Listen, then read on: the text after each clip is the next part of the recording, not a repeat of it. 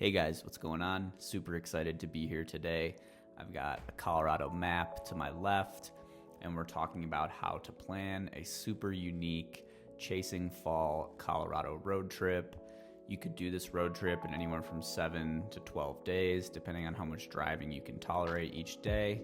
I also have a link to my expanded 2025 Chasing Fall guide in the description of this video. If you want to check that out and support a creative like me, I have 2 Google My Maps in there. I break down hikes, scenic drives, and I go into way more detail than you'll find in this video. So if you're interested in that guide, be sure to check it out in the description of this video. I'd love your support on that. All right, so first thing I'm going to talk about are some underrated locations that are featured in my guide, some lesser known spots for Chasing Fall colors, maybe places you haven't been before, maybe some places that you should check out, worth visiting. I'm going to start by kind of using this top-down camera angle I have, going over where those underrated spots are, and then I'll talk about the road trip that I referenced in the beginning of the video, how I would plan a road trip starting in Denver or Colorado Springs, but I think most people that come to visit during fall are gonna fly into DIA, so that's a good jump off point.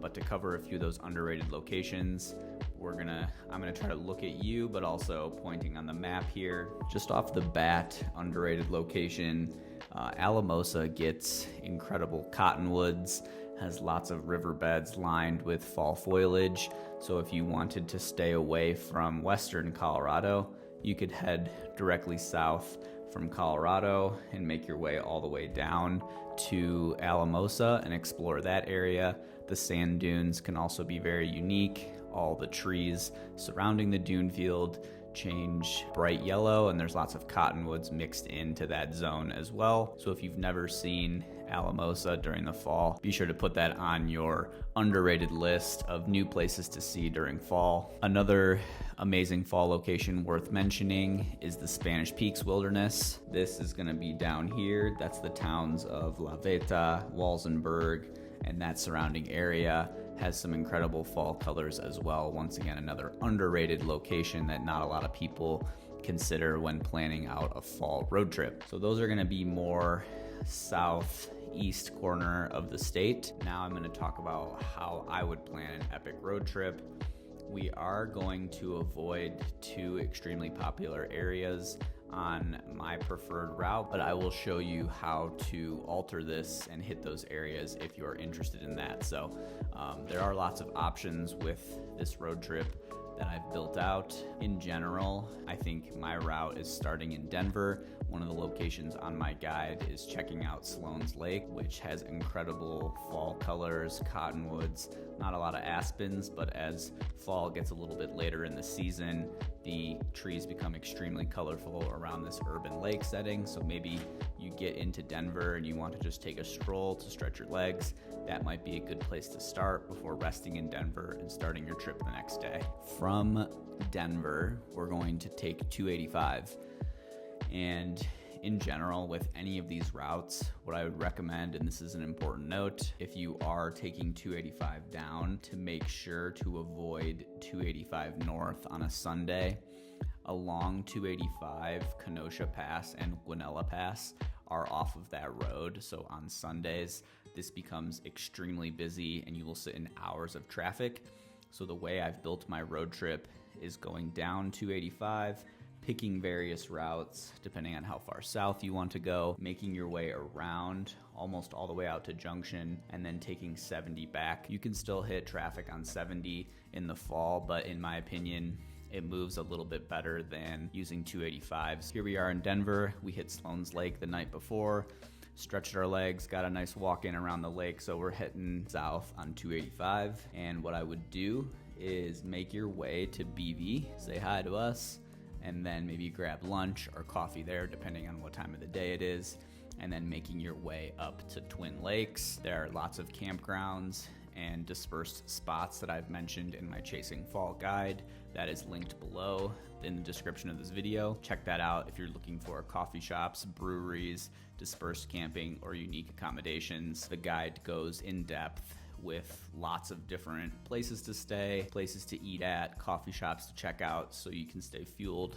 for chasing fall colors endlessly on your road trip. So maybe you do some car camping and spend the night at Twin Lakes. You could potentially go into Leadville in the morning, or if you wanted to shorten your trip. So at this point, you can either decide to go over Independence Pass and hit Maroon Bells and see Aspen. The colors there could be pretty phenomenal. And then you could go back to Twin Lakes through Leadville, hit 70 to continue that clockwise route, making your way back to Denver. If you only had a few days to explore, what I would do from Twin Lakes, pass through BV again, down to Salida and Poncha Springs. From there, I would continue going south, making Pagosa Springs kind of the end of the drive day too, so that once you make your way south, you are that far south, and then you can begin traveling west over into some of the best and most scenic parts of the state during fall, being the San Juans, Silverton, Ridgeway. I would probably spend night 2 in the Pagosa Springs area. There are some hippie dips, and there are also some awesome hot springs there. In case your back is sore from driving or traveling, you can hit the hot springs there and spend a night at some of the dispersed camping or accommodations in Pagosa Springs. From Pagosa, I would shoot over to Durango, where you can catch lunch, try and catch some coffee, depending on what time of the day it is for you, and now you will begin your drive north, hitting some of Colorado's most scenic spots. You will pass Million Dollar Highway. You will go into towns like Silverton first, and basically the entire drive from Durango north until you reconnect with 70 is going to be just incredibly scenic, tons of aspens. This is one of my favorite drives in the entire state, and I've lived here for over 10 years, so keep that in mind. Highly recommend doing this drive. That's why I would go so far as Pagosa on that second day, then making your way over to Durango. So from Durango, you will then hit Silverton, Ouray, and then Ridgeway as you make your way north. Along this band in between Silverton, Ouray, and Ridgeway, there's lots of dispersed camping and unique accommodations as well, including some hot springs. So once again, if you need some more detailed information, I have a link to my Chasing Fall guide in the description of this video. Be sure to check that out. So I would probably spend a few nights in this little area. You can explore the Cimarrons, you're in the San Juan Mountains, and just taking scenic drives along Million Dollar Pass and Million Dollar Highway can be incredible for those who have never truly seen Colorado's fall colors. So keep that in mind. Extremely scenic, lots of vistas for photography, amazingly scenic drives. So I would spend 2 nights here, maybe a third night, really kind of tapping into each town a little more closely. And then on one of your day trips, perhaps camping near Ouray, you could head east over to Lake City to see a new town. Definitely one of my underrated hidden gems on my fall guide. Love Lake City, incredible hiking around there. Lots of high clearance 4x4 mountain passes out here that you could explore as well. So keep Lake City in mind as an offshoot or an auxiliary adventure day if you're staying in Ouray. And then same thing, maybe you've spent a night in Ridgeway. Another amazing adventure day would be to shoot over to Telluride and catch a ride up the gondola. The fall colors in the town of Telluride are exceptional, and it's another amazing day trip to break up your time in the San Juans. I don't recommend necessarily staying in Telluride.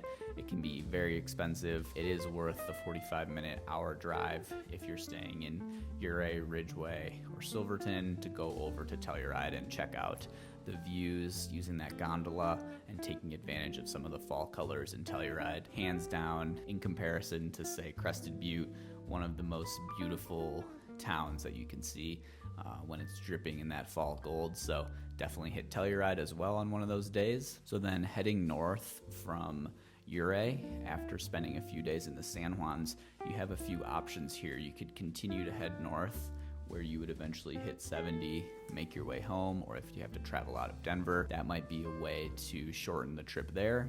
Or if you have more time, you can get up to kind of the Gunnison Junction area where Black Canyon is. You could pop in and see that national park, and then you can continue your drive east to go up and see Crested Butte for a day or two. This area gets extremely popular during the fall for a reason.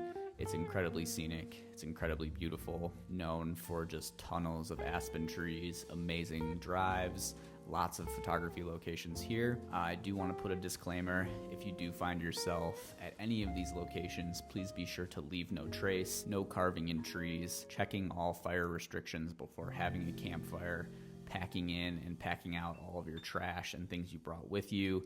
Please keep our state beautiful. It's really important to me and other creators online that we keep Colorado colorful and beautiful for generations to come. All right, so we're in Crested Butte. Maybe you spend a night or two here.